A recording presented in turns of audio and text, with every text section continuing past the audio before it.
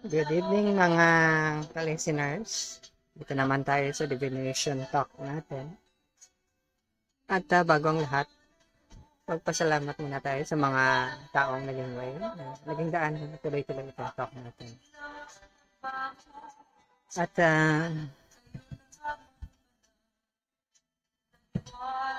wala na tayong pili sa mga taong pwedeng makinig sa talk natin.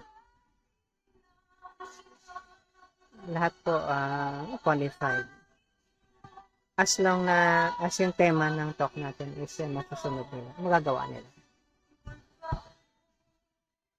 So, hindi na po limited sa mga momshies, mga beses, ladies in red, ating matanda at kabatas. At sa mga na isa lang. So, kundi ang standard natin para maka-benefit kayo sa talk natin is forgiveness po. Galing sa prayer ni Master Christ na forgive us our sins as we forgive those who sin against us. Ngayon, kung hindi po kayo nag-try na mag-forgive, may mga taong gusto niyong balatan, maghanap na po kayo ng ibang mapakinggan nyo kasi wala rin kayong makukuha dito. Kasi kung makikinig kayo, magiging bingi kayo. Kasi yung pagiging forgiving, pagiging merciful, at pagiging loving, para yung mga perlas na nakatali. Hindi pwedeng i-separate yung mga ganyan. So, huwag nyo na pong sayangin yung oras. Pero para sa mga taong nakagawa nyo, salamat naman at nagkataon na nakinig kayo sa talk natin. Okay. So, ituloy-tuloy natin yung chika-chika natin. Diba sabi ko, sikreto ng isang tao. Kung gusto mo talagang pumasok sa mundo ng isang tao, dapat sabihin niya sa'yo yung pinaka maitim niyang sikreto. Deep secrets.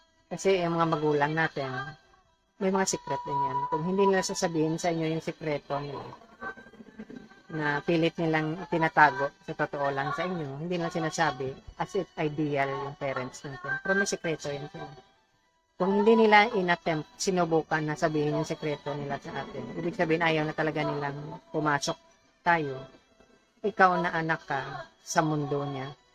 Hindi ka accepted ng parents mo. Para kang Barbie doll.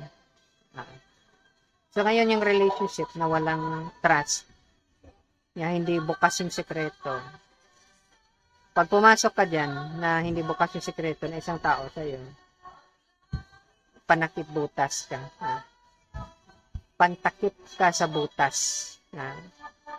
Kaya nga minsan makita mo dyan sa social media, especially sa YouTube, yung mga tao talaga, minsan babae yung nakafocus doon, na nag-accept sila ng isang tao na hindi talaga nila inilabas lahat-lahat sa kanila.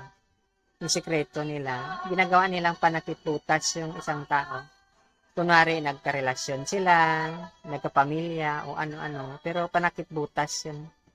Kaya nga sabi nila, kung magkita naman sila ng mga dati niyang karelasyon, balik agad sila sa dati. Or alam mo na, madali nilang bitawan yung relasyon nila. Kasi panakip butas ka nga.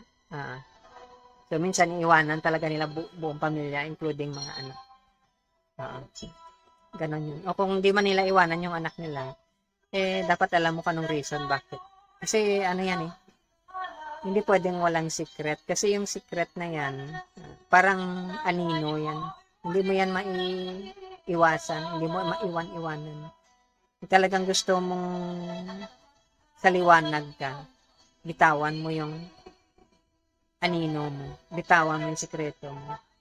Kasi gusto mong magpatali sa tiwala at saka pagmamahal. Kung ayaw mong magpatali sa tiwala at pagmamahal, huwag mong bitawan sikreto mo. Di ba? Ha? 3 steps advance ka, mautak ka, di ba? Hindi ka magpaloko. Unahan mo na agad. Kunwari wala kang sikreto. Pwede ba naman yon? Wala kang bahong tinatago. Wala kang skeleton at closet. Inside the closet. Pwede ba yon? Ibang klase ka. Para kang may sikreto ngayong mga anghel. Ikaw pa kaya? Sige lang. Pagbigyan mo na. Ganun talaga yan. Ganun yan. Parang ano yan eh. Yung personality may butas. So ikaw, ikaw na hindi ka magaling sumiyasat. Hindi ka worse sa taong yan. Para kang bubblegum. Band-aid. Stupido yung labas niya. Takip ka lang niya sa butas niya. Pero yung katarantaduhan niya, tuloy pa rin yan. Kunwari, nawala lang ng konti, ilang taon. Mamaya-maya babalik. Ganun talaga yan. Sakit yan eh. Ibig sabihin, yan ang word yung ginagamit ko, sakit. Pero hindi naman actually sakit yan. Pwede mangyari maging sakit. Addiction. Dependency ang tawag. Pero ano yan, unresolved issues ang tawag yan. May issue ka. Pwede mo na-resolve yung issue. Akala mo, ang dali mag-resolve ng issue. Hindi po madali ma-resolve yung issue. Kasi kailangan mo ng intervention, tulong ng therapist, psychiatrist, o psychiatric social worker o ano man dyan para ma-resolve yung issue mo. Unless na may isang way pa ma-resolve yung issue mo kasi psychological yan. Unless na may sadhu kang kasama. Sadhu means saint, truthful na tao, righteous guru, acharya, mystic mentor mo. Sila yung mag-facilitate ng healing process mo. Kasi yung level nila mas mataas sa psychotherapy. Kasi yung psychotherapy sa mind, yung level ng mga sadhu sa spiritual, mas mataas sila yun. Kaya nga, may mga tinatawag na spiritual doctors na tinatawag. May doctor or psychiatrist sa level ng tao. May level na ano. Kaya nga, may kasabihan. Parang si Einstein yata yung sabi, pag may problema ka sa isang level, dapat yung solution sa mas mataas na level. Kung yung issue mo sa physical level, material level, related sa body mo, yung way na pag-resolve niyan, kahit anong klaseng sakit sa body, kahit medical condition mo pa,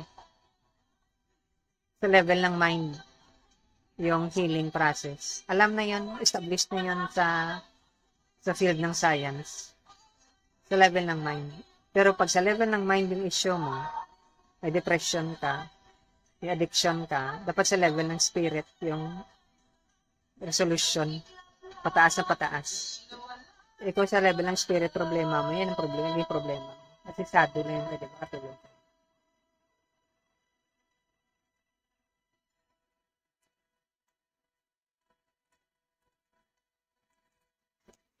So ngayon, dahil may sikreto yung isang tao, inaalam mo, minamarites mo siya. Alam mo yung pinaka-interesting na topic actually, yung laging minamarites, yung chismis. Yun yung masarap. Kasi kahit saan ka pupunta, chismis lagi yung maririnig mo. Kahit ano pa yan, chismis tungkol sa kung paano ka magkapera, paano mo ma-date yung isang tao, paano mo siya makausap, paano dumami yung mga girlfriend mo, mga friends mo, saan kayo pupunta ng mga friends mo, saan mo dadalhin yung crush mo, or baka maybe yung girlfriend mo sa next na Valentine's. Alam mo yung ganon, yung pamilya mo sa kayo magbakasyon. Puro chismis lahat yan. Hindi yun na-notice ang iba, chismis lang lahat yan. Kaya nga kung wala kang idea, kaya nga sabi ni How to Win Friends and Influence People, yata yung naka ano dyan, positive thinking. Nakalimutan kayo ni bro. Glorified, ano yan, na chismis. Lahat yan. Kahit yung balita, chismis lahat yan. Wala yan kung sino, ano nangyari sa nation natin, ano nangyari sa city, barangay, o sa neighbor mo. Puro chismis lahat yan. Mababang uri na na chismis. Kung saan daw yung may mabaho, doon yung mga langaw daw. Mabilis sila yan. So, alam na alam mo kung sino yung langaw dyan kasi nauuna yan sa balita. Kahit ano pa yung profession mo, kahit lawyer ka pa. Chismis lahat yan kung hindi mo lang alam. Walang pili yan, babae o lalaki. Mabilis na mabilis yan kumalat. Daming langaw kaya. Pero, ito ngayon, ipinagbabawal na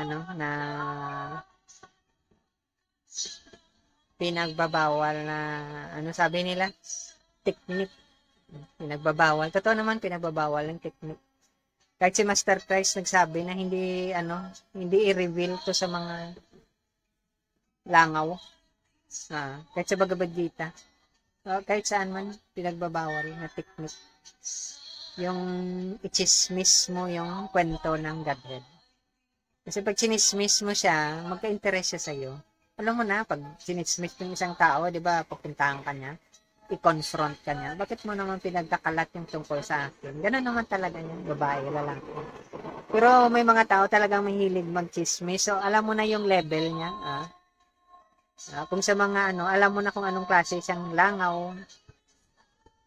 Kasi may mga talaga na alam mo minsan ikaw yung ikaw yung dahilan ng chismis, pero ikaw pa yung nagkalat ng chismis. Nabaliktad yung kwento. May mga ganong klaseng tao. Ibang tao mahina naman. Hindi nila alam na ganun pala yung nangyayari minsan. Uso yan kahit sa politika naman.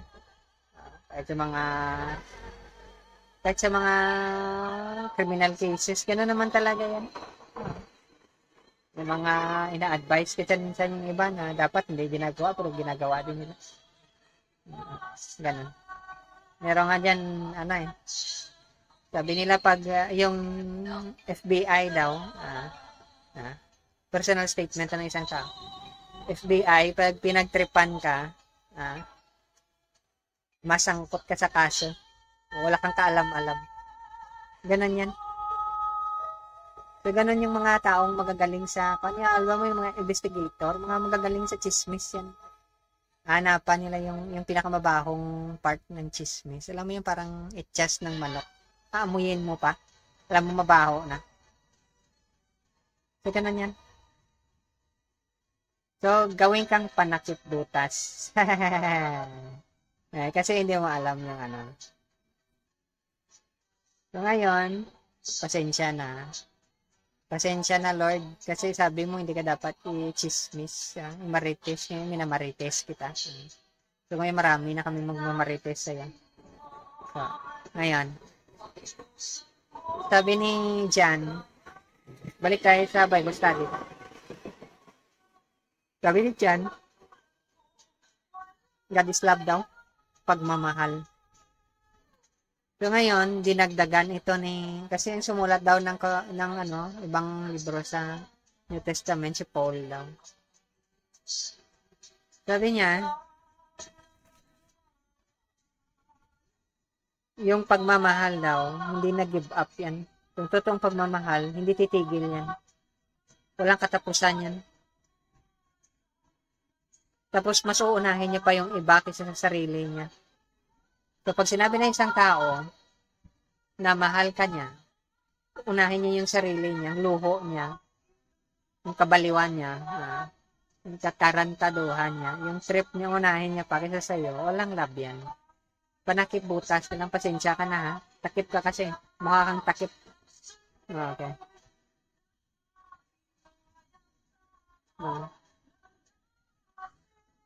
So,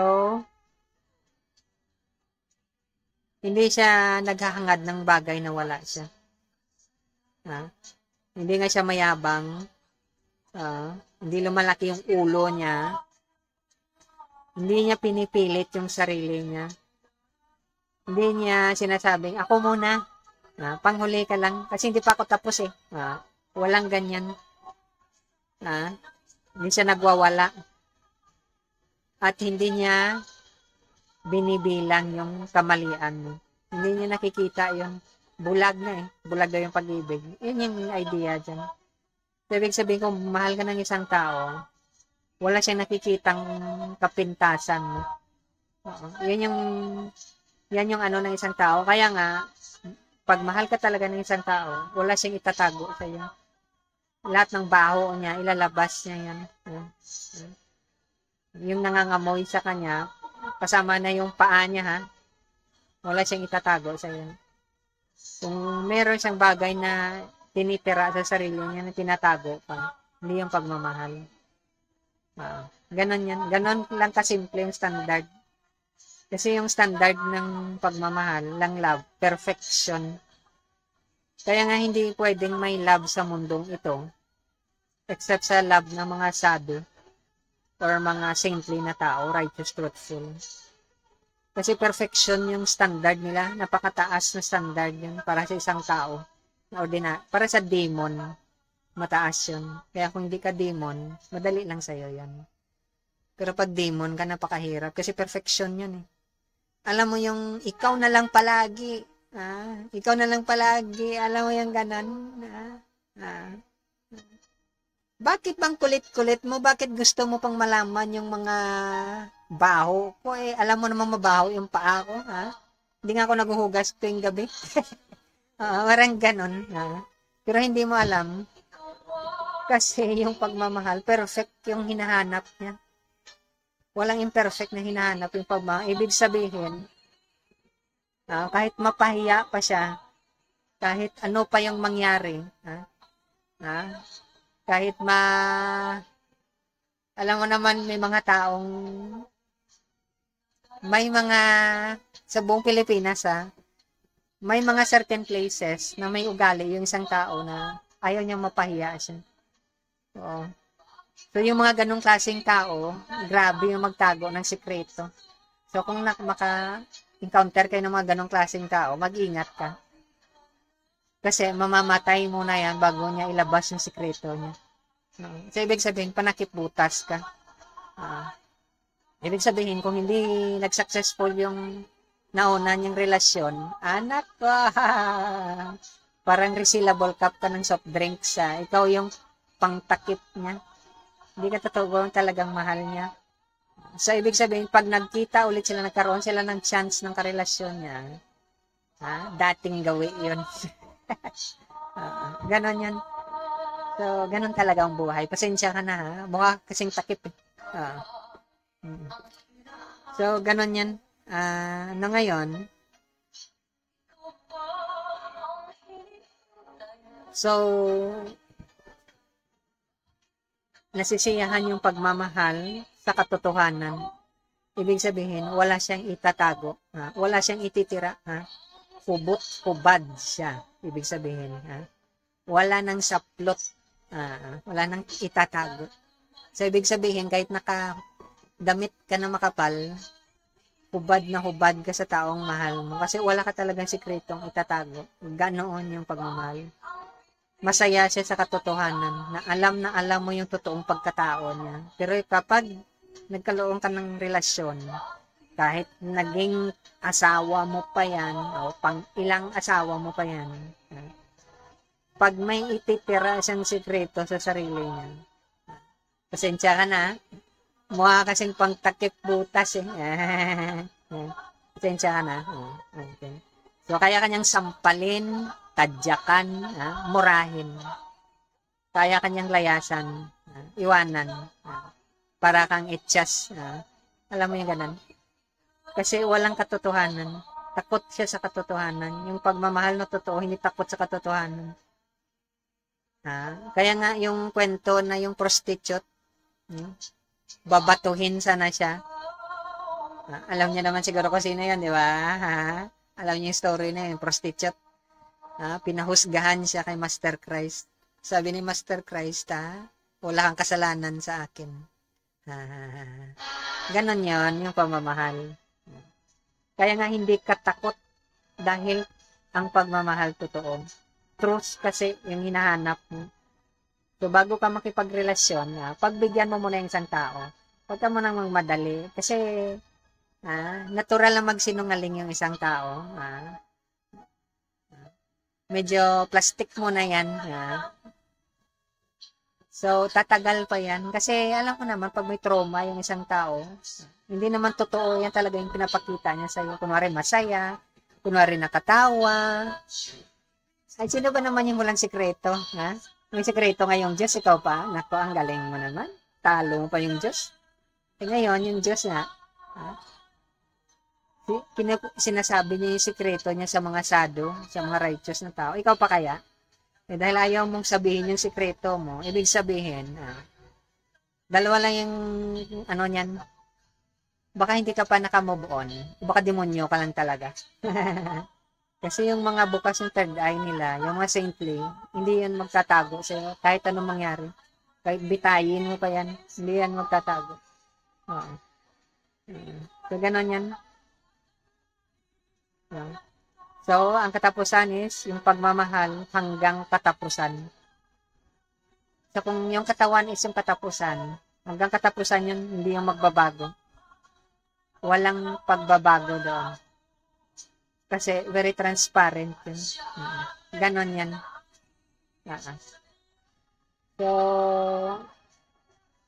walang nakikitang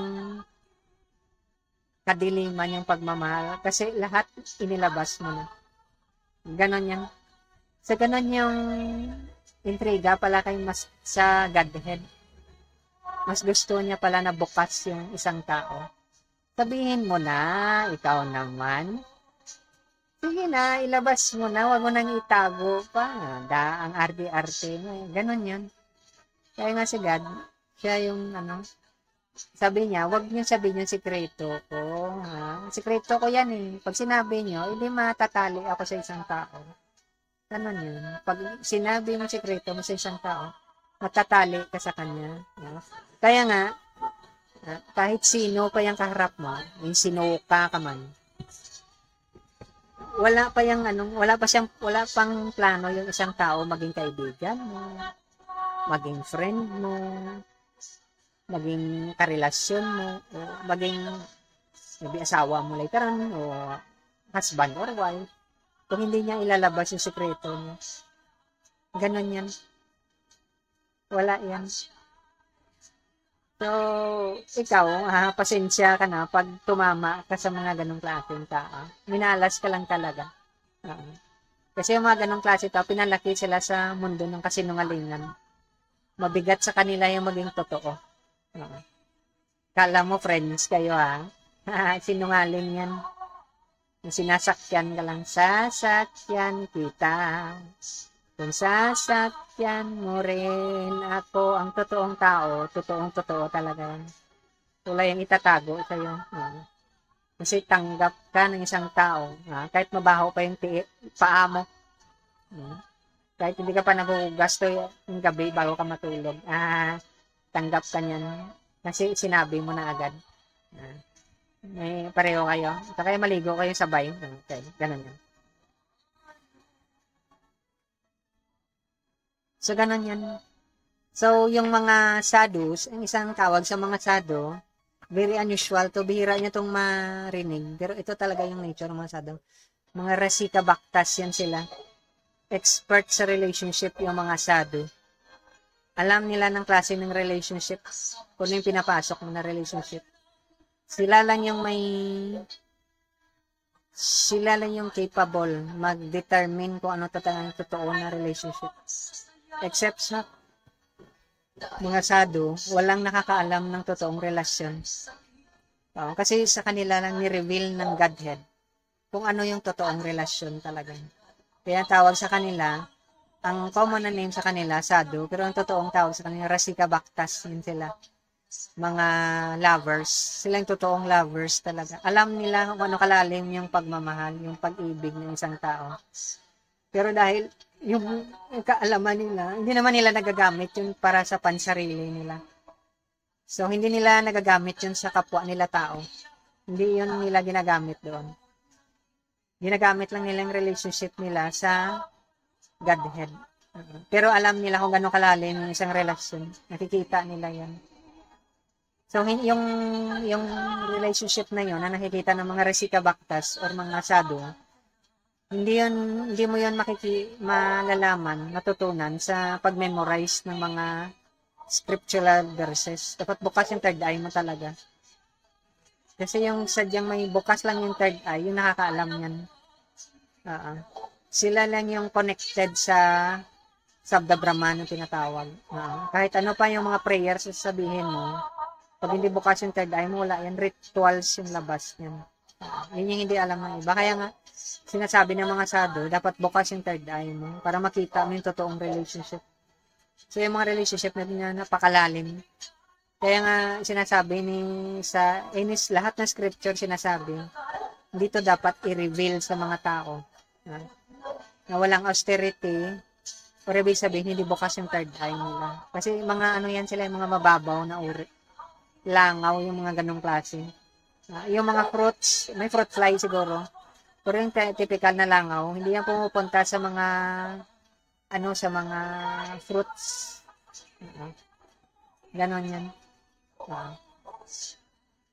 So, yung comparison na stork at saka swan, yung mga swan or hamsa, makapareho sa pangalan ko, hamsa, yung mga swan, sila lang yung marunong mag-extract ng milk sa tubig. Yung mga stork, hindi yan. Yung pagkain ng stork, isda yan. Ganon yan. So, ganon yan. So, kayo na nakikinig dito, kaya nga sabi ko, dapat,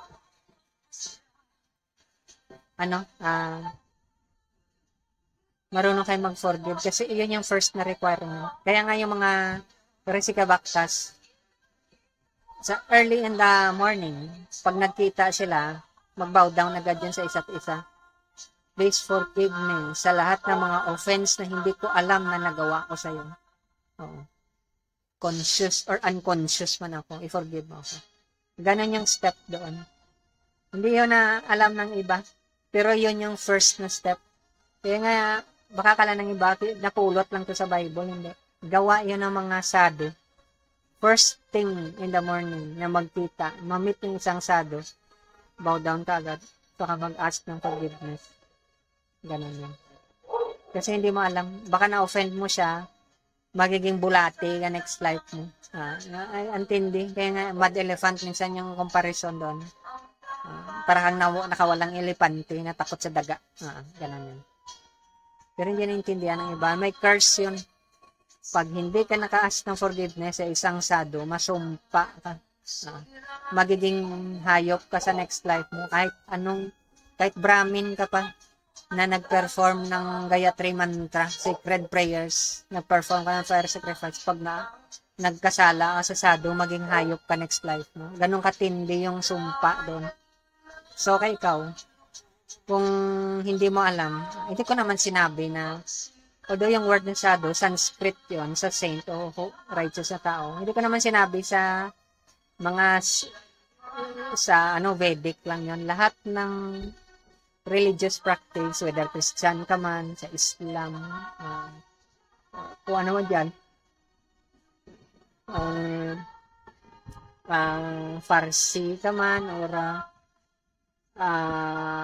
kung ano man yung practice mo, may sadhu dyan. Kaya ingatan mo. Kasi ang tindi nung sumpa ng mga sadhu na yan. Once na nagkasala kasi kanila, kahit anong gawin mo pa, kahit mag-perform ka tang 100 sacrifices, grabe yung sumpa niya, maging hayop ka sa next life mo, napakahirap maging tao. 8,400,000 species yung dadaanan mo ulit. Ganon siya katindi yung sumpa niya. So, kung ikaw, tatanga-tanga ka, sana wag ka namang magtatanga-tanga, tao ka na eh. Mag-ingat ka. Baka akala mo yung kayabangan mo makakatulong sa'yo. Baka akala mo pag inanan ka dyan ng holy water, masave ka. Hindi. Diba? Kasi ganito yan sabi ni Master Price. Natanggap niya magkasala ka sa kanya. Magkasala ka sa Holy Spirit. Yung bukas yung third eye, yung may tongues of fire, wala kang kapatawaran. Ganon yung sinasabi ko. Grabe yung sumpa nun. Kasi pag bukas yung third eye ng isang tao, kasama niyo yung Holy Spirit. Pag nagkasala ka niya, walang kapatawaran yan. Kahit si God mismo niya magpatawad sa'yo. Unless na hingi ka ng forgiveness sa sado, guro or acherya or mystic mentor mo or righteous or truthful na tao. Sa Jewish practice, may righteous na tao, yung Baal Shem Tov ang tawag nila. Pag nagkasala ka, patay kang bata ka, mag-isip-isip ka na. Kahit anong talino mo, kahit saan ka pumunta ng material world, next life mo, hayop yung dating, buti sana kung hayop, maging puno ka. Ay, nako, kawawa ka. Ganon yan. Sa ngayon, ito naman. Yun yung advantage siya. Balik tayo. Nakakatakot yung ganong kasong kwento. So, wag nating mag-focus doon. Para kayo natiterrorize yan. Pero totoo yan. Mag-ingat lang. Kaya nga, tandaan nyo. Hanapin nyo lang sa Bible yung sinabi ni Master Christ. Yung si Master Christ at nagsabi niyan. Magkasala ka sa kanya, ipako mo siya, okay lang. Bastusin mo yung pangalan ng Godhead, okay lang. Once na pinakialaman mo yung Holy Spirit, yung bukas yung third eye niya, o yung may tongues of fire siya, basahin mo lang sa Bible. Walang kapatawaran yan. Ngayon, balik tayo sa, napin niya lang. Balik tayo sa, ngayon, nakasabi dito, sabi naman ni John, lahat ng bagay sa mundo, without exception, ibig sabihin lahat. Nakikita ng mata mo, naririnig mo, dila mo, nahawakan ng kamay mo, lahat. Gustong-gusto ng tao yan. Unless hindi ka tao, hayop ka. Ang mga obsesyon ng mata niya, ang mga kayabangan na ginagawa niya, hindi galing sa Father yan, sa Godhead, kundi galing sa mundo. Without exception na lahat na nakikita. Hindi galing sa Godhead yan. Ganon yan. So ngayon, kung sino man yung nagustuhan mo, mahal mo, o baka yung trip mo, o baka yung mga obsesyon mo na mga gamit, sasakyan, pera, o ano dyan. Hindi galing sa kanya yan. Yung pinagigiliwan, pinabaliwan ng isang tao. Hindi sa Godhead galing yan. Galing yan sa mundo. Worldly. So ngayon, parang si Paul yata nagsabi din ito, ulit. Alam mo kung ano yung destiny mo. Kung matalino ka talagang tao, alam mo kung anong future mo. Ano ba yung future mo? Sabi ni Paul. Alam mo ng mga great sage. Alam mo ng mga sabi. Alam mo kung anong future mo, mamamatay ka. Tapos, mag-decide si death kung anong mangyayari sa'yo. Okay. So, kung matalino ka talaga, alam mo mamatay ka. Bakit ka pa magpakasira ng bait mo sa mga bagay na alam mo pag namatay ka, wala ka namang makukuha. Kung matalino ka na. Saan napunta yung talino mo? Nako, kinain mo siguro, kaya doon na sa toilet napunta. Pero, para sa mga taong bukas yung third eye nila, ito yung maganda. Kasi alam nila, pag dumating yung judgment, hindi sila masali sa taong magtitiis, magsasuffer. Kasi, wala naman silang kamunduhan. Yung mundo na to, para sa kanila, parang parang traveler ka lang, dumadaan ka lang. Siyempre, nagagamit mo yung iba, along the way. Hindi ka naman magpakamatay. Ibig sabihin na pinasihan ka, pinili ka ng Godhead, magpakamatay ka na agad. Mas kasalanan naman yung magpakamatay. Pero para sa kanila, passing lang yun na bagay. Yung ibang tao, baliw na baliw. Baliw sa pride nila, baliw sa false ego nila, nabaliw sa asawa nila, nabaliw sa mga anak nila, baliw sa sasakyan nila, baliw sa bahay nila, baliw siguro sa sports, baliw sa negosyo nila. Ikamundo, hindi naman galing sa father yan. Kaya nga kahit na pumunta ka pa ng simbahan o kanong church o temple, baliw na baliw ka sa ganong klaseng ginawa mo pang excuse si God sa kabaliwan mo. Wala kang lusot dyan. Kaya nga ginagawa mo lang yung buhay mo sa mundo para lang matuloy-tuloy yung practice mo. Kaya nga magkaiba yung pananaw ng mga sado o rasikabaktas at saka yung taong makamundo. Mahabawa ka siguro, tingnan mo parang pareho sila. Parang ang walang ambisyon na yung mga taong mga sado, mga rasikabaktas, mga ordinaryo sila. Pero ganun talaga yun kasi alam nila, wala rin patutunguhan.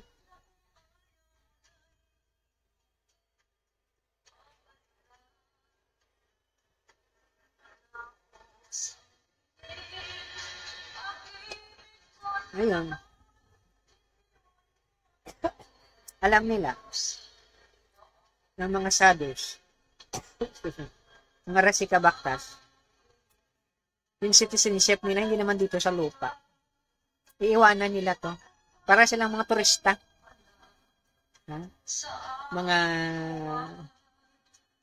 hindi bagay na turista. So kung turista ka, hindi ka tatagal talaga sa isang lugar. Aalis ka. So, yung citizenship nila sa kingdom ni God o sa heaven ang tawag doon. So, wala silang interest na tumagal. So, kung ikaw, plano mong tumagal dito sa mundo, dagdagan mo na yung pinagagawa mo. Sayang naman yung buhay mo sa mundo, di ba? Sabihin mo yung magulang mo, maging mayaman ka, maging matalino ka, damihan mo yung bahay mo, yung bank account mo, lakihan mo. Maghanap ka ng magandang asawa. Alam mo yung ganun. Magpaganda ka ng magpaganda. Mapapogi ka ng papogi. Paramihan mo yung sasakyan mo. Taon-taon baguhin ng maguhin yung sasakyan mo. Tagalin mo hanggang sa maging hayop ka later on or maging puno ka sa next life mo. Kasi wala ka namang dala niyan sa next life. So para sa mga sado, rasikabaktas, ang preparation nila para next life kasi mas masarap doon. Yung pinakamasarap dito, pagkain man, relasyon. Yung comfort ng higaan, sasakyan, mas masarap doon sa kabilang buhay. Hindi yun naintindihan ng iba. Kaya nga, medyo wala silang concern. Last yun sa priority nila. Pero sa mga sado, mga righteous na tao, mga guro, acharya, mystic mentor, mga katulad sa Baal Shem Tov, wala, temporary lang yun. Actually, yung isang Baal Shem Tov nga, nagtatrabaho lang siya sa mining, yung mga coal yata. So, grabe yung experience niya, pero hindi yun mabigat sa kanya, kasi iba yung next life. Wala sa kanila yon, sige pahirapan mo, okay lang. Basta yung next life masarap yung experience next life. Ganun yan.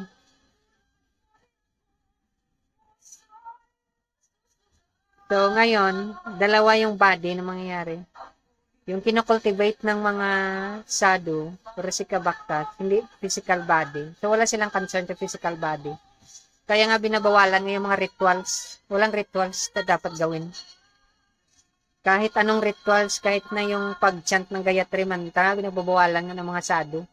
Pero may mga iba na patuloy pa rin sila. Kasi para sa kanila, importante yun. Hindi naman yun yung tinuturo yun ng Vedas. Ito yung tinatawag ni ritualistic activities. Kailangan may ritual ka. Hindi naman ritual yung tinuturo ng Godhead.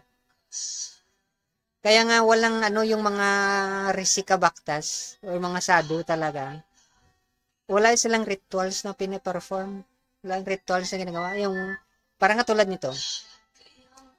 Sa India, may worship sa deity na tinatawag. Inaugurate yun ng mga ibang mga religious order. And matagal na yan yung deity worship na yun. Ibig sabihin, hindi sila marunong mag-deity worship. Ngayon lang nagawa yung regulations. Mali. Matagal na. Matagal na yan. Kasalin-salin nga sa pamilya yan. Pero hindi yun yung point. Kasi ano yan eh. Ano yan, religiosity ang tawag dyan. Lahat ng religiosity, pinatanggal sa Bhagavad Gita. Akala ng iba, karma yoga yung religiosity. Hindi naman yun. Ang karma yoga, activity sa spirit, hindi activity sa body. Kaya nga nakapagtataka. Kasi lahat ng sadhu, pare-pareho yung teaching, yung tinuturo din sa Bible. Activity sa spirit, hindi activity sa body. Kasi yung kingdom, wala naman sa outside world. Nasa inside world yun. Hindi ka exteriorized, hindi sa labas ka nakatingin, hindi sa bato, hindi sa kahoy, hindi sa kung ano-anong bagay na mahawakan ng kamay mo sa loob. Rituals yun pag sa labas. Hindi yung makuha ng iba, kaya nga kahit anong memorize mo ng scriptural verses, Bible, Quran, Vedas, Purana, so dyan. Pag sa labas ka nakatingin, akala mo, material world yung ginagamit mo. Walang material world na ginagamit dyan. Inner world ang tawag dyan.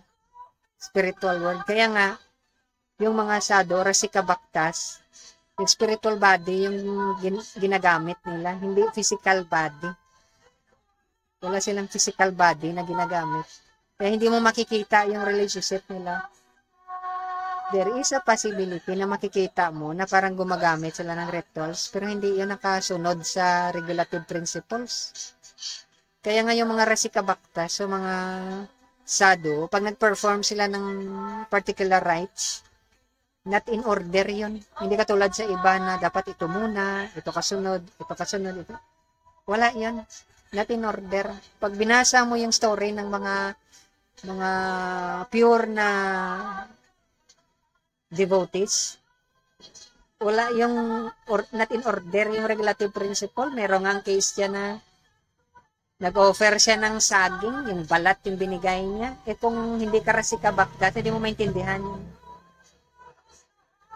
Ang pagkaintindi mo, mali talaga yun. Dapat ganito ang gagawin mo. Kung hindi ka sadhu, hindi mo maintindihan yun. So yung pinakamasarap, pinakamatindi, at pinakamagandang relasyon. According sa chismis, yung relasyon sa Godhead. Hindi yung mapantayan ng kahit anong klaseng relasyon. Sa heavenly planets, hindi sa kingdom ni God. Heavenly planets pa lang yun. Yung ganda ng babae dito sa atin, o kahit mga lalaki rin, parang palaka yan. Imaginin mo sa kingdom ni God kung gano'n ka ganda yung mga babae at saka lalaki. Hindi mo ma-describe. Grabe yung beauty nila. Kaya nga sa mga artworks, kung makita mo, ano lang yan, partial, maliit na portion. Pero tingnan mo, grabe yung artworks. Hindi mo etheric ang tawag nila, parang nakakalutang sa ulap. Pero grabe yung sa totoo lang. Kaya nga may yung mga sadhus, yung intensity ng feeling ng love na na-experience ng mga rasika bhaktas, hindi mo ma-describe. Kaya nga sabi ng mga ibang sadhu, dalawa lang yung happy na tao sa mundong ito. Yung isa, yung baliw na siraan ng bait, nakatawa palagi. Yung isa is yung sadhu o rasika bhaktas. Except sa dalawang yun, walang masayang tao sa mundong ito. Mamaya-maya, nakatawa, mamaya-maya, hindi maintindihan yung problema. Ganon yan. So, yung chika dyan, chismis dyan, marites dyan, is dalawa lang. It's either na masiraan ka ng bait, o masisira yung bait mo sa sobrang paghahanap mo sa mataas na klase ng pagmamahal. Relasyon. Rasa ang tawag nila doon. Pero sa atin, parang iba yata yung rasa. So, ganon yan. Kasi yung love dyan, Walang katapusan. Paakyat ka ng paakyat. Walang babaan dyan. Sobra pa yung high niya sa drugs. Pang klase yan. Alam mo yung parang kung takot ka sa multo, tatayo yung balahibo mo. Dyan tatayo yung balahibo mo rin. Hindi mo maintindihan, tumatayo yung balahibo mo. Parang baliw nga, minsan iiyak ka, natatawa ka, naghahalo-halo yung feelings mo. Pero siyempre, may practice yan na concealment. Hindi mo pinapakita sa iba yung ganung klaseng ano. Kasi secret mo eh. Ikaw ba naman secret? Sabihin mo sa ibang. Kaya nga tayo, ginagawa natin. Minamarites natin si God. Yung mga baho ng mga saints, yung pinagsasabi natin. Pinagkakalat natin yung baho nila. Na ganun pala sila. Minsan, akala mo wala silang ginagawa. Silent lang sila. High na pala sila, hindi sila makapagsalita. Minsan iiyak yan sila. Makikita mo talaga umiiyak talaga sila. Tanungin mo, sabi nila may naalala lang sila sa pamilya nila pero iba yung reason. Ganun yun. Pero hindi niya maintindihan ng isang tao. Kasi dahil sa kababawan, hindi maintindihan. Ngayon, ganito yun. Anyway, ito ngayon, may kasama si yung Godhead. Binigyan niya ng kasama si Adam, si Eve. Pair. Okay. Pareho silang hubad. At wala silang hiya. Hubad pero walang hiya. Bakit? Dahil sa truthfulness. Pag truthful yung isang tao, at sa ikaw pinagkatiwalaan ng truth, yung baho ng isang tao, pinagkatiwala niya sa'yo at natanggap mo siya, maging sino ka man, natanggap ka ng isang tao, ibig sabihin, hubad kayo. Ibig sabihin, na wala ka nang pwedeng itago. Ibig sabihin, ikaw na ikaw talaga. Kahit maglakad ka man dyan nakahubad, hindi ka nahihiya. Hindi mo iisipin na sabihin niya sa'yo, ano ka ba? Bakit ka wala kang damit? Hindi ganon. Wala siyang sasabihin sa'yo kasi lahat mo na. Yung lahat na nakatago sa'yo, labas na lahat. Ano pang ilalabas mo? Wala na nga eh. Ganon yun. Kaya nga, first step sa healing, sa addiction, is ilabas mo lahat. Huwag mo nang itago. Kasi kung gusto mo ma-heal sa relationship mo, kung papasok ka sa bagong relationship, kung gusto mong ma-heal, ilabas mo. Kung wala kang planong ma-heal ka sa relationship mo, itago mo. Para, pag binitawan mo yung isang tao, di mas madali. Kasi mahirap yung pagkatiwalaan mo yung isang tao tapos iwanan mo lang. So ngayon, wag mong ilabas yung sekreto mo para palundag-lundag ka, para kang palaka, palundag-lundag ka, hanggang sa wala kang peace of mind later on.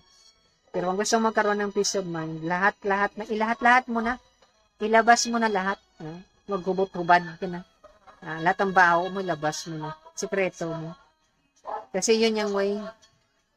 Ang therapeutic na relationship, yung relationship na mag-heal sa'yo, sa wound ng inner child mo, sa trauma mo, sa suffering mo na dinaanan, sa mga nauna mong relasyon, ma-heal lang yan pag ilabas mo lahat. Ganon yan. Once na natanggap ka ng isang tao, unti-unting ma-heal yan. Yung mga wounds mo. Kaya kung wounded ka talaga, ilabas mo na, huwag mo nang itago. Ito ang arte mo pa kasi. Ganon yan. So, ganon din yan. Whether karelasyon mo, boyfriend mo, asawa mo, gusto mo makipag-friend sa isang tao, ilabas mo na lahat. Kasi yung mga ganong klaseng relationship na walang truthfulness, fake yun, huwag ka na, anak. Mahirap yun, nakamaskara yung tao sa'yo. Pag tinanggal mo yung maskara nyo, may maskara pa siya ulit. Naku, ang hirap yun. Masquerade yung labas yun, tingkoy. Huwag ka sa ganong klaseng relasyon. Mahirap yung ganyan. Kaplastik ka yun, makapal pa naman yung plastic na yan. Ang hirap. Ganon yan. So, kung totoo mong gusto mong maging katulad sa experience ng mga Rasikabaktas, mga sado, huwag kang magtago. Dapat sa truth ka talaga nakatayo palagi. Truthfulness. Kung ano ka, ganon ka talaga. Ano magawa ko? Mabaho yung paa ko eh. Mabaho yung utot ko. Ano magawa ko? Ganon yan. Mabaho yung kilikili ko. Yung ano ko, ganon yan. Wala kang itago. Yun yung basis. Kaya nga si Master Christ, bago yan naging friends, at saka bago yan naging brothers, yung mga disciples niya, inilabas niya na lahat-lahat ng baho. Yung sikreto niya. Yung sikreto nila ng father niya, inilabas niya na lahat-lahat. Yung kahinaan niya, pinakita niya. Ganon yan. So, ganon yan. Yan yung sukatan. Kaya nga, yun yung mag-serve as boundary mo. Pag ikaw, hindi ka tatanggap ng taong hindi truthful, yung walang sikreto, yung maging friends mo, ganun din. Mahirap pasukin yung mundo mo. Kasi yung lock ng bahay mo, nasa loob, hindi sa labas.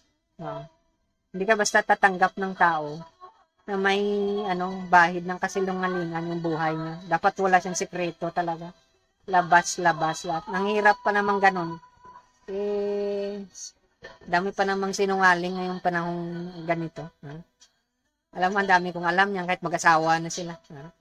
Mag-best friends, pamilya, kamag-anak. Nako, ang dami dyan. Kaya ikaw, ibahin mo yung sarili mo. Ibang-iba ka. Huwag ka sa relasyon, kahit ano man yan. Friends. Karelasyon o anong tawag mo dyan. Kahit friends with benefits, walang sikreto dapat. Kasi madali mong maintindihan yung isang tao na wala siyang tinatago sa'yo. Kaysa sa yung tao na, alam mo yung lulukuhin ka lang pala, ilaglag ka niya, patay kang bata ka dyan. Buti sana kung mababa lang, iba ka sa 10th floor ka niya, ilaglag, patay ka dyan. Ganon yan. Walang iwanan. Ganon yan. Kasi mahal ka ng isang tao, walang iwanan yan kahit anong mangyari. Ganon yan. Yan yung first step sa healing process. Kahit sa addiction, ganon yung lahat ng klaseng addiction, pagkain, drugs, inumin, kahit na anong klase, pera, kayamanan, gamit, dapat wala kang itago sa isang tao. Pag may tinatago ka sa isang tao, wala yan. Gagamitin mo lang yung isang tao. Panakip butas. Pag yung isang tao gusto makipagkaibigan sa'yo, makipagrelasyon sa'yo, na may tinatago sa kahit isang sekreto, gagamitin ka lang ng tao. Yung panakip butas yung labas mo dyan. Mukha kasing takip kaya ginawa kang panakip butas. Ganon yan. So, wag ka dyan. Ang tawag sa lahat ng scripture, ang tawag sa mga ganong klaseng tao, demonyo. Kasi demonyo lang yung gumagamit sa kapwa niya. Ganon yan. So ngayon, pag na-tsamba mo, may kasama ka demonyo, umiwas ka na. Mahirap yan. Baka naman kasi ilaglag ka niya, hawawa ka. Gagamitin ka lang. Uso pa naman yan. Yung nasty na record sa, alam mo yung pangit yung record sa mga professional, gamitan. Ang dami kong alam yun. Walang pinipili kahit sa mga educators, police, military, abogado, judge, social worker, pastor, pare, hindi mo kilala, hindi mo alam yung sikreto niya. Gamitan lang yan. Yun ang sabi nila 3 steps advance ka daw kasi gagamitin ka ng ibang tao. Pero kung totoo talaga, na seryoso yung tao sa'yo, wala siyang itatago sa'yo. Ultimo yung quit mo, na may almorana, si pakita niya sa'yo. Ganon yun, yung totoong taong kaibigan mo talaga. Yung friend mo. Ganon yan. Pero yung mga iba dyan, antayin mo lang, after 5 years yan, makikita mo yung totoong kulay niyan. Or after 10 years. Sa Israel na yung ginawa sa kanila, after 20 years, mamabas yung kulay nila. ano nangyari sa kanila. Hindi sila nakapasok sa promised land. Kasi kapal-kapal na mukha nila. Kahit masuhin mo man, masira lang yung maso, hindi lang yung mukha nila. Ganon yan. Akala mo makanipis yung mukha. Wala, maskara lang yan. Ganon yan. So, ganon yung sinasabi ni yung secret sa sa scripture. Sabi ng Godhead, ito yung sikreto. So, kung gusto mo pumasok sa mundo ko, ito dapat yung sikreto mo. Wala kang tinatago.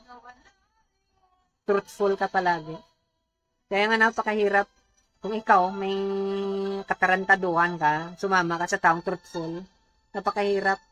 Kasi mararamdaman mo talaga, alam niya yung kabulastugan mo. Hindi lang yan magsasalita. Alam niya yan. Kasi dinaanan niya rin yung ganyan, kaya nga tinapon niya yan. Ganon yan. May alam ka bang saint na walang katarantaduhan? Yung sikat si Saint Agustin? Babaero yun eh. Lahat ng kalokohan, ginawa niya na. Ganon yan. Kaya nga, ikaw, kung gusto mong baguhin yung mundo mo, baguhin yung mga tao, clean slate ang tawag nila, maghanap ka sa mga ganong klaseng tao. Kasi kung ayaw mo naman, gusto mo sirain yung sarili mo, makasala ka sa mga demonyo. Yung mga demonyo yan, utuan lang yan. Kunwari, magkaibigan kayo, magkasama kayo sa kainan, magkasama kayo disco, magkasama kayo sa inuman, hindi mo kilala. Ano ba talaga yung totoong kulay ng mga ganong klaseng tao? Ginagamit ka lang pala. Ganon yan. Pero yung mga taong mga sado, truthful, wala. Wala silang, kasi hindi nila concern. Wala silang kasi alam nila wala rin patutunguhan yung mga ganong klaseng relasyon. Kaya kung ikaw, makipagkaibigan ka sa mga sado, sa mga guro at syariang, mystic mentor ng righteous truthful tao, wala kang bahid na kasinungalingan sa balat mo. Kasi konting kasinungalingan mo, ikaw na naman magkasala yun. At saka pag nagkasala ka, alam mo yung ganun, sabi nila, pag nagmaskara ka daw, magsinungaling ka, dadagdagan mo yan para hindi mahuli yung kasinungalingan mo. Kung gano'n yung gagawin mo, huwag ka nang sumama sa mga sado, rasi ka baktas. Mag-ritual ka na lang ng mag-ritual. Punta ka na lang diskuhan. Kunwari sasayaw kayo. Kung malililibre yung mga ibigan mo, nag-escape ka lang pala sa sarili mo. Dahil boring yung buhay mo. Mamaya-maya, iinom kayo. Mamaya-maya, friends and with benefits pala kayo. Mamaya-maya, mag-one night stand kayo. Alam mo yung ganun? Huwag naman ganyan, Walang direksyon yung buhay mo. Magtatrabaho para ganyan lang, Mag-uutuan kayo, Para yung kingkoy. Huwag naman ganyan. So, ganun yan. Kaya nga sa yung system ng mga sado, take ka ng path of truthfulness. At saka mag-forgive ka. Tapos baka ma-bless ka, may ma-meet ka isang sado, buksan yung third eye mo. Or lalabas yung tongues of fire or yung Holy Spirit mag-guide sa'yo. Masaya yung buhay mo. Kaya nga, ang ibang tao, hindi na nila alam yung direksyon ng buhay nila habang tumatanda sila. Alam mo ibang tao, pagtapos sila magtrabaho, mag-retire sila, wala silang gagawin, maaga sila namamatay. Kasi wala nga direksyon yung buhay nila. Puro kasinungalingan. Puro ka plastikan, pagkukunwari. Kasi hindi talaga nila nakita yung totoong significance ng buhay nila. Puro kayong mga kingkoy, puro mga plastic, puro madyong nga yung pinagagawa nyo. Alam mo yung ganon? Kunwari magkaibigan kayo, ay nako, walang hiya. Kala mo ba yung kaibigan mo magpakamatayan sa'yo? Hindi ba baliw yung kaibigan mo para magpakamatay para sa'yo? Ganon yan. mga magugulang din yan, yung mga kaibigan. So, ikaw ngayon, yun yung chika, yun yung chismis tungkol sa Godhead. Now, yung ibibigay niya sa iyo ng pagmamahal, walang katapusan. Hindi yung katulad ng isang tao. Ganon din yung mga sado. Once ang sado, binigay niya sa iyo yung pagmamahal. Hindi niya sa kanya yon, yung pagmamahal ng Godhead, siyempre. Kaya nga siya yung best friend mo. Kasi ipatikim niya sa iyo yung totoong pagmamahal talaga. Hindi sa kanya galing yun. Sa Godhead yun. Hindi naman siya capable sa ganon. Sabihin niya lang sa iyo, may isang relationship. Chichismisan ka niya na walang hanggan. Ikaw, kung gusto mo matikman yun, hindi yung kaplastikan, yung katarantaduhan, yung kalokohan, yung one night stand, yung mga friends with benefits na yung ganun. Yung mga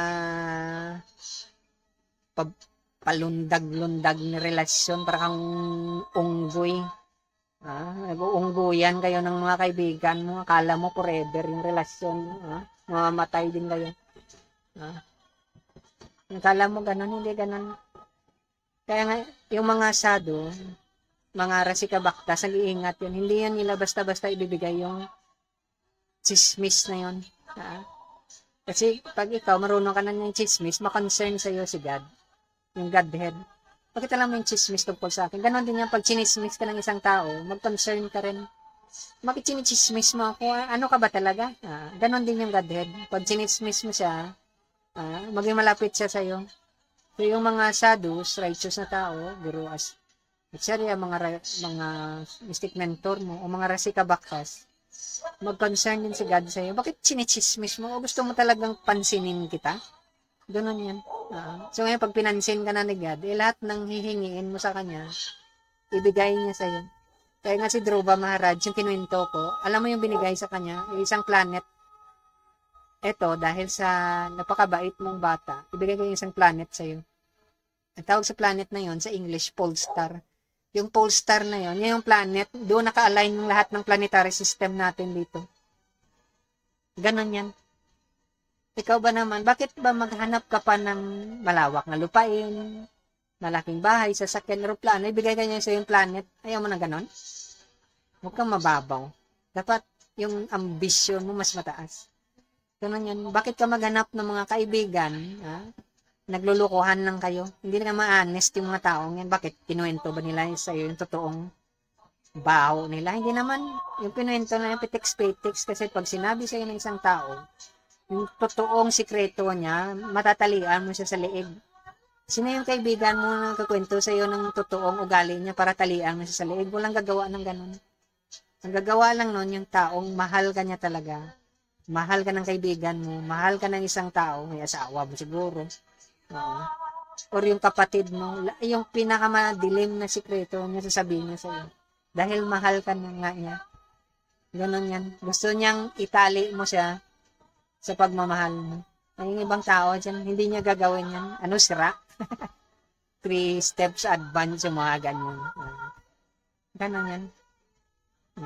Ayan, kaligayahan mo, kaligayahan niya rin. Yan yung verse din na sinabi natin. Chika tungkol sa Godhead. Hindi siya masaya kung hindi ka masaya.